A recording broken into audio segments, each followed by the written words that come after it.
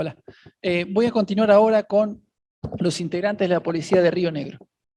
Son 2 imputados. Para analizar la responsabilidad de los agentes que integraban la policía de Río Negro, no podemos dejar de volver a señalar algo que dijimos al comienzo de este alegato, que es el 7º juicio en esta jurisdicción, es el 4º juicio en donde los integrantes de la policía de Río Negro están sentados en el banquillo de los acusados. Los anteriores fueron los de Batesluera, Castelli y Vitón, y este es el 4º. Además, se suman a esos 4 juicios los juzgamientos a integrantes de esa fuerza policial en el debate Codina del Tribunal Oral de General Roca, y también González Chipón en 2017 de Bahía Blanca. En todos estos juicios se comprobó el aporte de los agentes policiales a los operativos que llevaron en conjunto con fuerzas militares de aquí.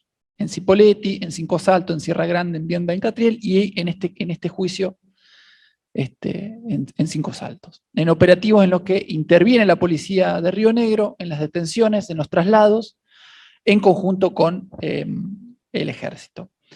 Producto de esos juicios, inclusive, fue condenado en más de uno quien era jefe de la policía, y estaba a cargo de la dependencia, o tenía epicentro en la dependencia de la comisaría Cipolletti, Camarelli.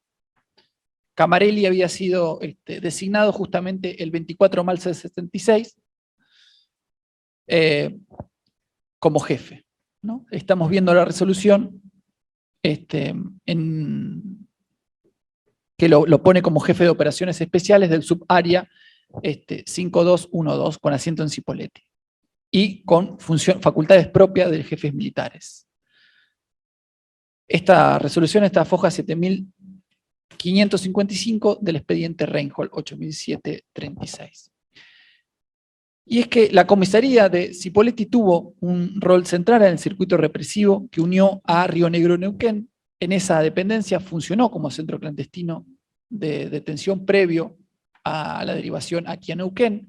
En esa comisaría fueron alojadas varias víctimas, golpeadas, interrogadas. Insisto, con la misma resolución que exhibimos, lo indica la comisaría de Cipolletti, responde el área militar 521 con asiento en el batallón de ingenieros de Neuquén, y a su vez al comando 6º de la brigada de Neuquén. Un dato más, Camarelli fue condenado, por ejemplo, en Bahía Blanca, por el caso de Gladys Sepúlveda. Lo que quiero señalar con esto es que está probado que el accionar de esta fuerza policial de manera coordinada con el ejército, en función de lo reglamentado, era parte de los operativos de secuestro. Ya cité a los decretos del 75, 2770, 7172 y la directiva 15, lucha contra subversión, y la directiva 404, que pone a las policías bajo el mando directo del ejército. Por supuesto que también tenemos, en este caso, archivos de inteligencia de prefectura que dan cuenta de la participación de la policía de Río Negro en el plan represivo. No sé si los tenemos, no. Bueno, quería mostrar un documento que habla de la producción de la policía, por la inteligencia de la policía de Río Negro, en un informe de 8 hojas, en mayo del 76. No se puede ver. Bien, tenía 2 informes para mostrar.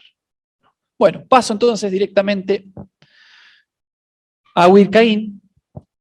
Creemos que está aprobado en este debate la acusación dirigida contra Huircaín por los hechos que tuvo como víctima a Eduardo París. Concretamente, haber colaborado, sido un colaborador indispensable en su detención y las torturas a las que fue sometido París. Su aporte consistió en haber ejecutado de forma personal esa detención, cumpliendo las órdenes de los jefes policiales y a su vez de las autoridades militares del Comando y del 5º Cuerpo de Ejército.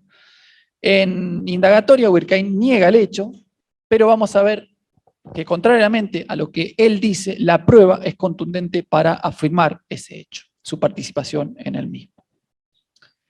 Del legajo, como se desprende como integrante de la policía de Río Negro, surge que el día del secuestro de París, Huircaín prestaba funciones como oficial ayudante de la policía de Río Negro y se desempeñaba en la comisaría de Cipolletti, foja 6 del legajo personal. Acá París nos contó, afirmó una vez más que fue Huircaín, uno de los integrantes del grupo de personas que se presentó en el Banco de los Andes esa tarde del 9 de junio para detenerlo. En su testimonio, París contó que Huircaín se presenta al banco, él ya lo había visto antes, ya lo conté, eso, una detención que sufre en enero del 76, que hasta ese momento no sabía su nombre, pero identificó esa cara. París contó que en esa oportunidad lo llevan primero a la comisaría de Cipolletti para interrogarlo en esa primera detención sobre un compañero y su militancia en el ERP, sobre Daniel Ramírez. Él cuenta, ya lo relaté cuando dije su caso, cómo fue esa situación, que los llaman de la comisaría de aquí de Neuquén, que los trasladan a Cipolletti, que en ese traslado ya estaba el imputado Huircaín, que no sabía su nombre, pero que esa cara es la misma cara que él ve cuando lo secuestran en el Banco de los Andes, y que en esa oportunidad Huircaín le exhibe un arma que la llevaba sobre sus piernas, cuando lo llevan la primera vez, cuando lo llevan a la comisaría de Cipolletti. Explico cómo París une esa cara con el nombre de Huircaín, ¿no? Luego de la liberación en Bahía, París se reencuentra con su familia y su compañero de trabajo, y ahí París empieza a saber el nombre y a juntar esa cara que él tenía reconocida con el rostro, con el nombre de esta persona. Yo lo dije cuando hablé de su caso, de un compañero de él, Víctor Hugo Pola, que estaba presente en el momento en que Huircaín se presenta en el banco y se lleva detenido a París, y que es Pola quien conocía a este policía ya con nombre y apellido, y que lo conocía de antes, lo explica Pola, porque Huircaín antes había hecho guardias en otra sucursal de otro banco, de ahí lo conocía. Y fue Pola, nos contó París, quien le dice el nombre de una de las personas que lo va a detener. Horacio París, el hermano de Eduardo, relató acá que el mismo día del hecho, horas después, supo que era Huircaín el que se había llevado a su hermano Eduardo. Y eso lo supo también por Pola, porque ese mismo día que se lo llevan, él va al Banco de los Andes, le avisan lo que le había pasado a su hermano, y él se presenta al Banco de los Andes. Y es ahí donde Pola le comunica este nombre. Horacio París contó que en el momento que llega al banco Pola, le contó que una de las personas que había secuestrado a su hermano era un policía con funciones en la comisaría de Cipolletti y que se llamaba Huircaín. Hay una particularidad en este relato sobre la que me necesito detener, y es que el dato de Huircaín, ya lo adelanté, no surge ahora, no surge con la reapertura de los debates. No surge con aquella denuncia de París ante la Fiscalía en esta causa, producto de las amenazas que venía sufriendo. Él nos contó que lo motivó a presentarse con la reapertura de los debates. Este dato surge al mismo momento de los hechos. No es producto de la reconstrucción 45 años después de los sobrevivientes. Ese dato quedó documentado ante la justicia al mismo momento que París estaba en Bahía Blanca, secuestrado. Es decir, que mientras él estaba desaparecido en la escuelita de Bahía Blanca, uno de sus captores, Huircaín, ya es identificado y señalado ante la justicia. Entre tantos documentos de la época, reservados como prueba, están los expedientes judiciales ingresados los días 11 y 16 de junio del 76. París lo secuestran el 9 y lo liberan a fines del 18. Insisto que es importante las fechas, ya que evidencia que las presentaciones que fueron realizadas por el hermano de Eduardo, por Horacio, por Raúl, también es importante detenernos en esta fecha. Uno de esos registros es el expediente 538 918. París, Raúl Horacio, sobre recurso de habeas corpus en favor de Eduardo Luis París. Y el otro es el expediente 562, folio 920, París, Raúl Horacio, sobre denuncia, privación de la libertad en perjuicio de Eduardo Luis París. En la presentación del habeas corpus del 11, Raúl Horacio, es la que estamos viendo en pantalla, comunica la desaparición de su hermano luego del episodio del Banco de los Andes el día 9, es decir, 2 días después. Y ahí queda comunicada la ausencia de información sobre el paradero de Eduardo. No se sabía dónde estaba. Luego de haber sido detenido en las circunstancias que ya relatamos. Es importante destacar que esta presentación no fue realizada personalmente por Raúl, sino que fue a través del representante legal, de su abogado, y eso quedó registrado. No obstante, en la segunda presentación judicial que se realiza el 16 de junio, el hermano de Eduardo, Raúl, va personalmente juzgado a formular su denuncia luego del secuestro y que estaba buscando por todos lados a Eduardo y no aparecía. Y en esta presentación, el hermano de la víctima manifiesta que había realizado averiguaciones en forma directa en el Banco de los Andes y que por ello supo que su hermano había sido privado de su libertad por un grupo de 3 personas, que 2 se presentaron como integrantes de la Policía Federal Argentina, ya ahí tenemos ese relato, y que el otro era Enerio Huircaín, oficial de la Policía de Río Negro. La tenemos en pantalla, con funciones en la comisaría 24 de Cipolletti. El tercero sería oficial de la Policía de Río Negro, de la comisaría 24 de Cipolletti, y ahí está el nombre, Enerio Huircaín. Esto es del 16. Eduardo estaba secuestrado todavía. No lo habían liberado.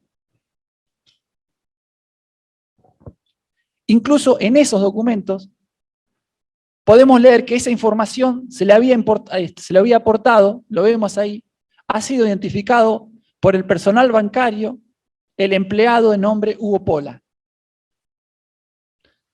Y también por el agente de la policía en Neuquén, Juan Moya, ante quien los secuestradores se habían identificado. Mi pregunta es, ¿cómo explica esto Huircaín? ¿Cómo explica que mientras Eduardo estaba secuestrado en Bahía Blanca, estaba desaparecido, su familia quería saber dónde estaba, él ya había sido identificado? ¿Cómo se explica eso? No hay salida a eso.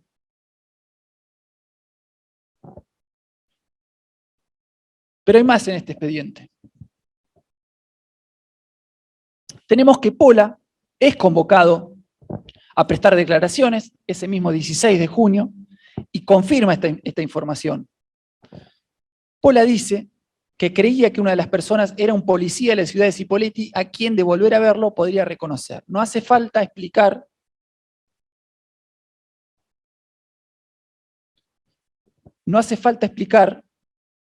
lo voy a hacer, por qué Pola no da el nombre en esa oportunidad, ¿no? Pero sí le dice al hermano de la víctima quién había sido, y el hermano de la víctima sí lo dice.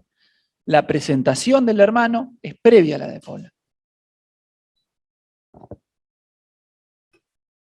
Al hermano de la víctima le da el nombre, pero no se anima a contarlo en pleno proceso desaparecedor en la justicia. Pero sí da el dato concreto que era un policía de la policía de Río Negro y que podía identificar.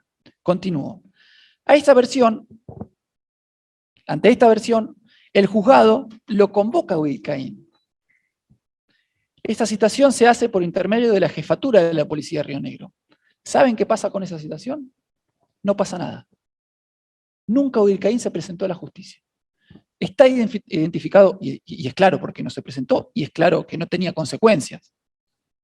Estaba identificado, por eso se lo cita, y nunca concurre a la justicia a aclarar estos hechos. Por supuesto, porque no iba a tener ninguna consecuencia hasta ahora. Es increíble, y a mí me llamó la atención, como algo sucedido hace 45 años y plasmado en un papel, que a veces uno no le da mayor relevancia a esos detalles, cobra la relevancia que cobra hoy. Pero hay más. Pola volvió a prestar testimonio, ahora sí, en tiempos de democracia y con los imputados llamados por la justicia. El 27 de marzo del 2007 declara, y en esa oportunidad recuerda el momento de la detención de Eduardo en el Banco de los Andes, relata cómo fue todos los hechos, y dijo que había identificado a una de las personas que ese día integró la comisión de detención. Dijo que era, ahí sí, con nombre y apellido, Enerio Huircaín. Incluso señaló que lo conocía por haber trabajado, como decía, en el Banco de la Provincia de Río Negro, donde Huircaín hacía guardias. Es decir, que confirma todo lo que los hermanos París nos contaron aquí ante la justicia, nos contaron aquí y lo contaron en la justicia en 1976. Pola también confirmó en esa nueva declaración que identificó a Huircaín en el mismo momento del secuestro. Dijo que lo vio a no más de 4 o 5 metros y que inclusive comentó ante las autoridades del banco que uno de los secuestradores era el policía Huircaín. En este testimonio Pola agrega 2 datos más, que son significativos.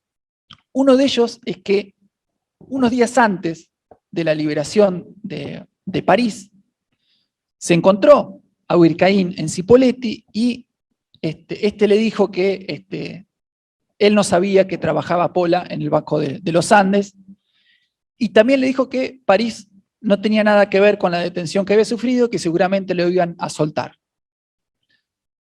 Lo que efectivamente ocurre el día después que Huircaín le dice esto a Pola. Es decir, Huircaín le confirma, con su sorpresa al encontrárselo en el banco, que efectivamente había sido él y que también manejaba información sobre el motivo, el destino y la suerte de París. El otro dato que nos da Pola es que Huircaín le habló de la eventual rueda de reconocimiento que se haría en base a su testimonio en el juzgado federal. Y le sugiere que no lo reconociera si esa rueda se hacía, es decir, lo amenaza. Y ahí entendemos por qué Pola, en su primera declaración, no da el nombre, pero nos da pistas concretas. Y después en democracia sí lo identifica. Insisto, pero el hermano de Eduardo ya lo había identificado con nombre y apellido, previo a Pola, y estando París secuestrado. Hay otro testimonio gritado por Pola, Fojas 16.145 del expediente original, del 3 de abril de 2009, en el juzgado federal. En esa oportunidad ratifica lo dicho en su anterior testimonio y participa en un reconocimiento fotográfico. Si vamos a las constancias de esa declaración, vamos a ver que Pola señala a 3 personas como aquel policía de Río Negro que se había hecho presente en el Banco de los Andes 33 años antes del momento que estaba declarando. Bueno, una de las personas que señaló la fotografía 8, según certificado reservado como efecto 120, era justamente Jerónimo Enerio Huircaín. Pero Pola no fue el único que pudo identificar en esa rueda de fotografías a Huircaín. También la propia víctima, París, pudo reconocer a Huircaín en uno de los reconocimientos que hizo en el juzgado federal. El 1 de abril del 2009 se le exhiben 30 fotografías a París, y en 30 fotografías París lo reconoce. Foja 16.088, efecto reservado 121. No me voy a hacer el distraído respecto al segundo reconocimiento fotográfico, que se realiza meses después de ese primer reconocimiento. Seguramente las defensas se van a aferrar a él. Lo primero que tengo para decir es que esa vez se le exhiben a París 106 fotografías. 106 fotografías. ¿Y qué fotos se le exhiben? Porque vayan a ver esas fotos, porque son fotos de los legajos, con uniforme, gorra. Y lo otro que quiero decir respecto a esto es que no identificarlo esa segunda vez no invalida el primer reconocimiento. Aunque la clave de todo está en esa denuncia en el 76. Bien, ahora quiero ocuparme también de otro de los aspectos fundamentales de la acusación contra Huircaín. Para esta fiscalía no hay dudas, está probado que la conducta ejecutada respondía a las órdenes de las autoridades militares de la subzona, y estas de Bahía Blanca, y que la detención de París fue un procedimiento dentro de los secuestros ejecutados esos días por los militares en esta subzona. Y además, Huircaín tenía pleno conocimiento de la ilegalidad de la detención y de la finalidad de la misma. Es decir, Huircaín adhería al plan criminal mediante su accionar como agente de policía. Tal como lo redactó la víctima en este debate, y como se comprueba además a partir de la prueba documental incorporada, que vengo citando, ese fue el comienzo de cautiverio dispuestos por las autoridades de la zona 5 y la subzona 52, un cautiverio que siguió durante 9 días. Él fue liberado el 18 de junio, 2 días después de la presentación de su hermano. Huircaín sabía que era perseguido por cuestiones políticas, y lo demuestra el haber participado personalmente de aquel primer interrogatorio ejecutado a la víctima tiempo antes de esta detención, esa detención que sufre París en enero o febrero del 76, un interrogatorio en el cual hicieron expresa referencia a la militancia política de una persona cercana, un interrogatorio que, como dije, se llevó a cabo en la misma comisaría de Cipolletti junto al oficial Quiñones, apellido que ya viene resonando de juicios anteriores y que fue condenado en los juicios Luera y Castelli, justamente por su aporte como agente de la policía en la comisaría de Cipolletti. Podemos agregar también que Quiñones tenía especialidad en el área de inteligencia, según se corrobora en su legajo personal, y a eso se suma que también el propio Huircaín cuenta en su legajo con referencias a sus funciones dentro del área informaciones. A Foja 7 consta un pase interno dentro de la unidad regional 3 para seguir desempeñándose dentro de la división informaciones. Si bien es lo que estamos viendo en pantalla, si bien el registro de ese pase es del año 77, queda claro su manejo, en este caso que Huircaín ya venía trabajando en esa especialidad. Entonces, necesariamente, Huircaín sabía que la detención de París, la segunda detención, en la primera lo había interrogado a él, que él mismo ejecutó, era ilegal, no se presentaron con ninguna orden de detención, estaba motivadas en cuestiones políticas y que era solo el comienzo de un cautiverio en el cual estaría sometido bajo a las autoridades militares. No solo lo demuestra el derrotero de la víctima, sino también la información aportada por el testigo Pola en cuanto a que antes de ser liberado París, no se sabía dónde estaba París. Huircaín, ya lo dije, pero insisto, Huircaín le dijo que se habían equivocado con la detención de París y que pronto lo largarían.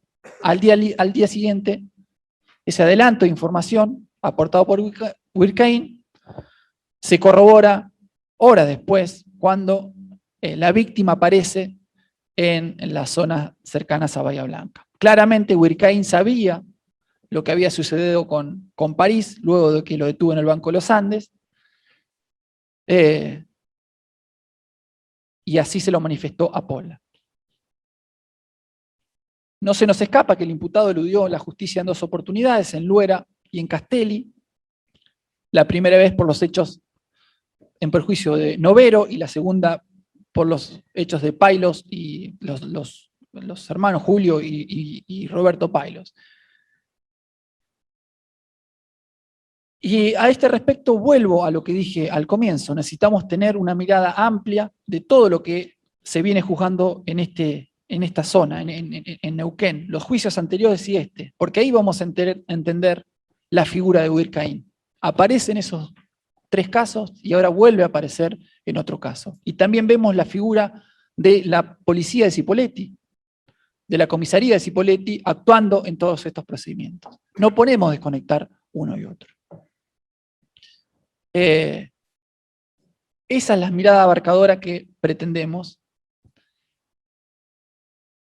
Y una mirada también abarcadora que va a ser reparadora, entendemos, para Eduardo París en particular, quien nos contó también que luego de su secuestro sufrió distintos hechos de amenazas, de persecución, siguió padeciendo los efectos de la persecución por mucho tiempo.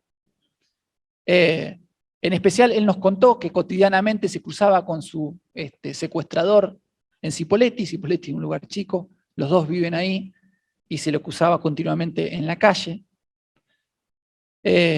París también contó que sufrió no solo la estigmatización producto de esa detención, sino también tuvo enormes dificultades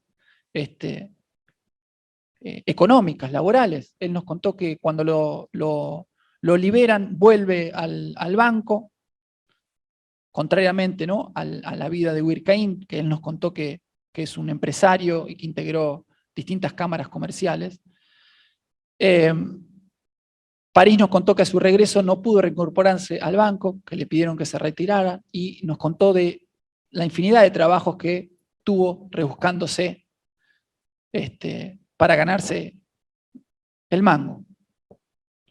Y a propósito de las situaciones preocupantes, que van a ser motivo de pedido al final de este alegato, quiero señalar lo que, entre otras cosas, nos contó Pablo Crowley, el sobrino de Huircaín, de los padecimientos que comenzó a sufrir luego de que él se acercó a Eduardo París y contó lo que sabía de la historia de su tío. Entre ellos, el rociado con sangre del auto, eso fue denunciado. Y también Eduardo nos contó alguna secuencia que tuvo vendiendo filtros de agua de piletas de riego en un club de la zona, de un pueblo de la zona, con la presencia de Huircaín presente. Me remito a lo que Eduardo contó, que fue muy gráfico lo que le pasó con el presidente de ese club. En definitiva, la secuencia se reedita a partir de los hechos vividos por París. No es más que una pieza del gran rompecabezas que ahora está un poco más completo, ¿no?, que viene a afirmar una vez más en este séptimo juicio que la policía de Río Negro cumplió con la misión asignada por el plan del ejército. Como hemos visto en los juicios anteriores, en esto Huircaín no es solo un oficial de la policía rionegrina implicada, esto demuestra la existencia de un entramado complejo que necesariamente requirió de un fuerte compromiso de la institución policial operativos que se desarrollaron en el 76. Para ir cerrando, quiero mencionar el testigo de Gladys Sepúlveda, quien también compartió cautiverio con la víctima. Ella contó que es secuestrada por la policía de Río Negro, que la llevan a la comisaría, que está en esa comisaría. Me remito a lo que Gladys contó de la participación concretamente de la policía de Río Negro y de esa comisaría de Cipolletti al mismo momento en que Eduardo París era secuestrado por uno de esos integrantes. Lo que hace ese relato es confirmar el desempeño de las integrantes de la comisaría de Cipolletti en el secuestro de personas. De hecho, como dije, en Bahía Blanca, Camarelli, que estaba a cargo de esa comisaría, fue enjuiciado y condenado. Entonces, en función de estas pruebas, no tengo dudas que uno de los que secuestran a Eduardo París en el Banco de los Andes el 9 de junio era Jerónimo Enerio Huircaín, quien cumplía funciones como oficial de la policía de Río Negro, concretamente en la comisaría de Cipolletti. Como expliqué, los dichos de las víctimas en este juicio encuentran respaldo en los expedientes, en esos dos expedientes que señalé, en los testimonios de su hermano, en los testimonios de su amigo y compañero de trabajo Hugo Pola, en el 76 y los testimonios que dieron aquí, en los reconocimientos que Pola y que París, fotográficos, hicieron en esos expedientes, como así también en esa constancia demoledora del año 76. Por lo expuesto, entiendo que Huircaín debe responder por el secuestro y los tormentos de Eduardo París en los términos que voy a señalizar al momento de formular el pedido de pena.